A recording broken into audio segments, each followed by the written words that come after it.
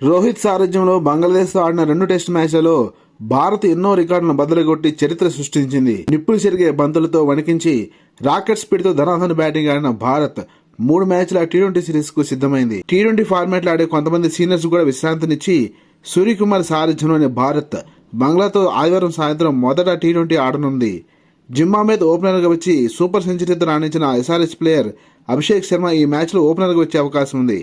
అభిషేక్ శర్మతో పాటు సంజు శాంసన్ ఓపెనర్ గా తన అదృష్టాన్ని పరీక్షించుకోనున్నాడు. ఇక టీ20 ఫార్మాట్ ఇండియన్ కెప్టెన్ గా మొదటి సిరీస్ లోనే తన అద్భుత నాయకత్వ లక్షణాలతో ఆకట్టుకున్న సూర్యకుమార్ యాదవ్ మరోసారి మిడిల్ ఆర్డర్ లో కీలకంగా వ్యవహరించనున్నాడు.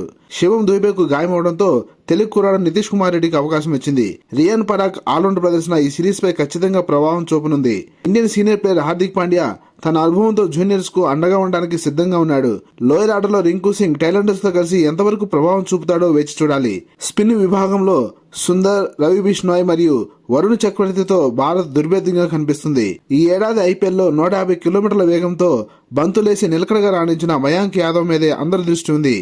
ఇండియన్ మరో పేసర్ హర్షదీప్ సింగ్ తో భారత్ పేస్ విభాగం పటిష్టంగా కనిపిస్తుంది. భారత్ పై టీ20 సిరీస్ ఖచ్చితంగా గెలుస్తామన్న నజ్ముల్ షాంటో మాటలను భారత్ సిరీస్ గా తీసుకోవాలి. బంగ్లా సీనియర్ ప్లేయర్ షకీబుల్ హసన్ లేకపోయినప్పటికీ లిటన్ దాస్, షాంటో, మెహదీ హసన్ మిరాజ్, మహమ్మదుల్లా మరియు ముస్తాఫిజుర్ లాంటి సీనియర్ ప్లేయర్స్ తో బంగ్లాదేశ్ కూడా బలంగానే కనిపిస్తుంది.